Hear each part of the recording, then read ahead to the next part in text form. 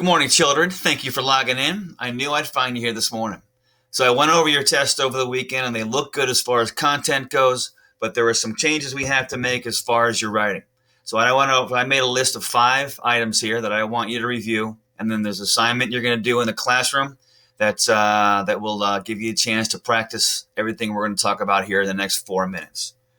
First, what was the first thing I saw happening? I'm going to skip right to using capitals. All right. Every sentence you ever write uses a capital. That's it. No discussion. Done. Part 2 of this is proper nouns have to be capitalized, however. So what's a proper noun? Well, I'll tell you. A proper noun is the name of a person, place, or thing.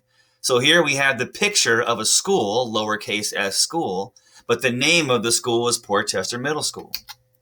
Here we have a picture of a man, lowercase m man, the noun, but the name of that man is Theodore Roosevelt, so it gets capitalized, capital T, capital R. Here we have the picture of a country, but the name of that country is Panama, so Panama gets capitalized. And finally, here we have a picture of a state, any old state, so it's just a noun. However, the name of that state is Hawaii, so it gets capitalized. Part 2 are your mystery pronouns. Who are you talking about when you say he, she, it, or they? I need to know. So, for example, I want you to identify your subject before you use a pronoun. The incorrect way to say it is he scored 10 goals. The correct way to say it is Mbappe scored 10 goals. Thank you. They wanted the Americans to help. Who are you talking about? Oh, the Cubans wanted the Americans to help. That makes more sense. And it is the best food I've ever had. What is that food? Ladies and gentlemen, that food is the empanada. The empanada is the best food. Number 3, we often see incomplete or vague sentences. One rule to keep in mind, assume your reader, me in this case, knows nothing, so you have to include specific statements. So the incorrect way to say it is they went there to free them. Who are you talking about? I know nothing. Sugar deport, not a good sentence. There's nothing going on there, not even a verb. One is to protect Cuba. One what, I ask. And then over here we have the correct way to say it. The Americans went to the Philippines to free them. Hawaii had sugar plantations and a deep port for the U.S. Navy. Now it's all coming together.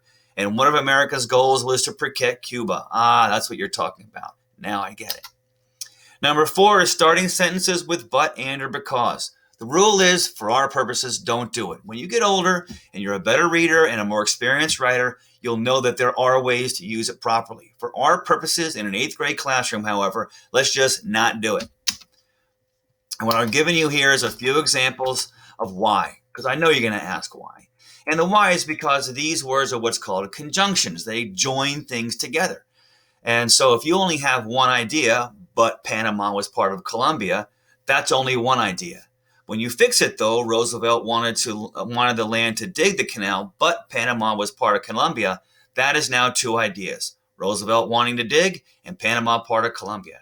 And is the same thing. It has to have a before and an after. Roosevelt supported the Panamanian movement for independence, and he got the land in exchange. And finally, because we don't start sentences with because. Because now they had quick access to the Pacific. I'm not sure what you're talking about here. So the canal was important to Americans because now they had quick access to the Pacific. Each of these has 2 ideas. 1, 2, 1, 2, and then 1, 2 over here.